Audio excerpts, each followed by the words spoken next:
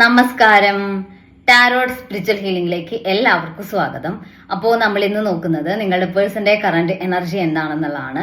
ഇതൊരു general reading ആണ്, generals ആണ്. നിങ്ങൾ എപ്പോഴാണോ ഈ റീഡിംഗ് കാണുന്നത് അപ്പോൾ മുതലാണ് നിങ്ങൾക്ക് ഇത് വാലിഡ് ആയി തുടങ്ങുന്നത്. അതുപോലെ ഈ റീഡിംഗിൽ നിങ്ങൾക്ക് റെസനേറ്റ് ആവുന്ന കാര്യങ്ങൾ നിങ്ങൾ എടുക്കുക, അല്ലാത്ത കാര്യങ്ങൾ നിങ്ങൾ വിട്ടുകളയാം. അതുപോലെ ലവേഴ്സ് ആയിക്കോട്ടെ, എക്സ്ട്രാ മാരിറ്റൽ അഫെയറുള്ള ആളുകളായിക്കോട്ടെ, എല്ലാവർക്കും ഈ റീഡിംഗ് എടുക്കാവുന്നതാണ്.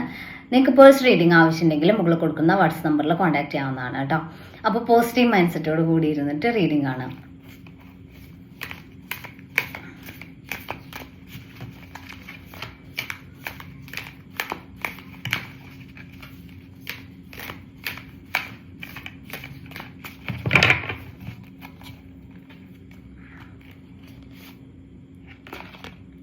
ടു സോഴ്സ് എനർജിയാണ്.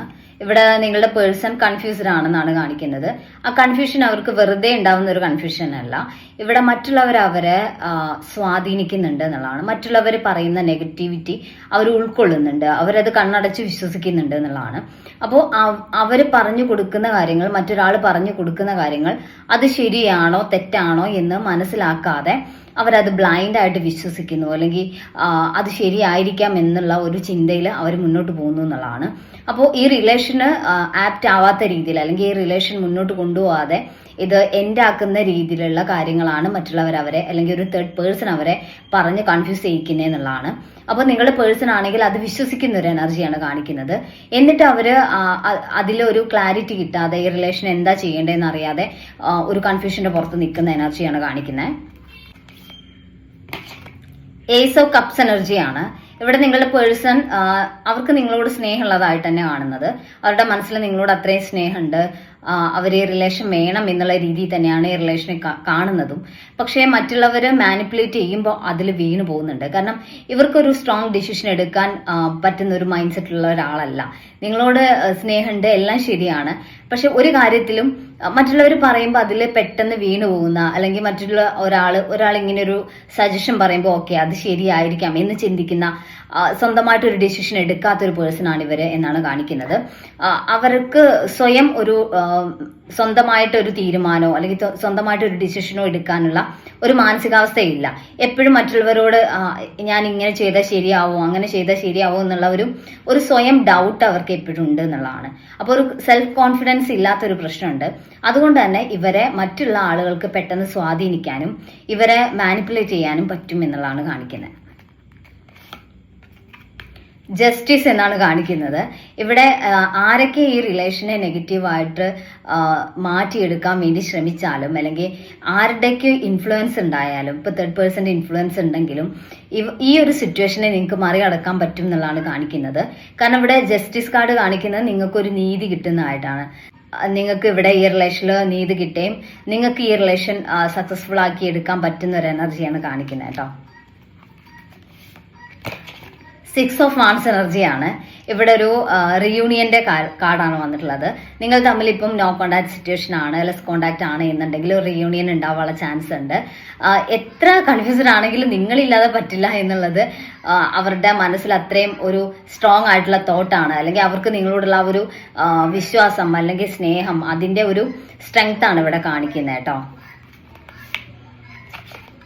ഏസ് ഓഫ് സോഴ്സ് എനർജിയാണ്. ഈ റിലേഷനിൽ മുന്നോട്ടൊരു ആക്ഷൻ നിങ്ങളുടെ പേഴ്സന്റെ ഭാഗത്തു നിന്ന് ഉണ്ടാവും എന്നുള്ളതാണ്.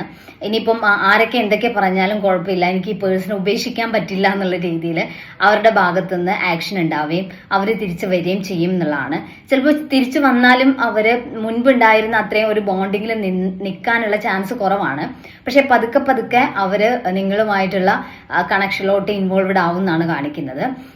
അതുവരെ നിങ്ങളൊന്ന് ക്ഷമിക്കണം. കാരണം ആള് മറ്റുള്ളവരുടെ ആ ഒരു ഇൻഫ്ലുവൻസ് ഉള്ളത് കൊണ്ട് തന്നെ പെട്ടെന്ന് മിങ്കിൾ ആവാനുള്ള ഒരു സമയം അവരെടുക്കും. പക്ഷെ നിങ്ങളോട് കണക്റ്റഡ് ആയിട്ട് വരുമ്പം അവര് പറഞ്ഞത് തെറ്റായിരുന്നു, അല്ലെങ്കിൽ ഞാൻ വിശ്വസിച്ചത് ശരിയായിരുന്നില്ല എന്നുള്ളത് അവര് റിയലൈസ് ചെയ്യും എന്നാണ് കാണിക്കുന്നത് കേട്ടോ. അപ്പോൾ നമുക്ക് കുറച്ച് മെസ്സേജ് കാർഡ് നോക്കാം.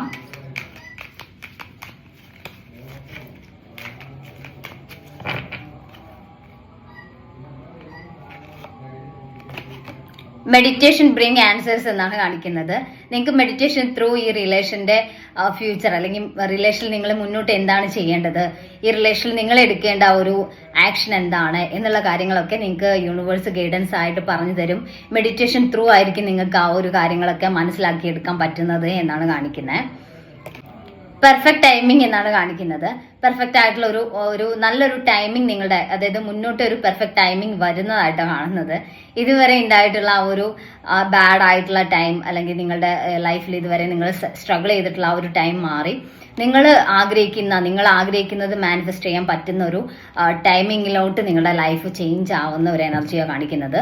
നിങ്ങളുടെ ലൈഫും അതുപോലെ റിലേഷനും ഒരു ബെറ്റർ ആയിട്ടുള്ള സിറ്റുവേഷനിലോട്ട് മാറുന്ന ഒരു എനർജിയാണ് കാണിക്കുന്നത് കേട്ടോ.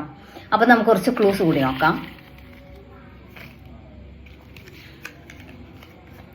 Kozhikode, letter D, July, September, Wayanad, February, Palakkad, Kollam, December, Moolam, letter B, 1985, Anizham, Vishakham. അപ്പോൾ നിങ്ങൾക്ക് ഈ ഒരു റീഡിംഗ് ഇഷ്ടമാണെന്ന് വിചാരിക്കുന്നു. Thank U.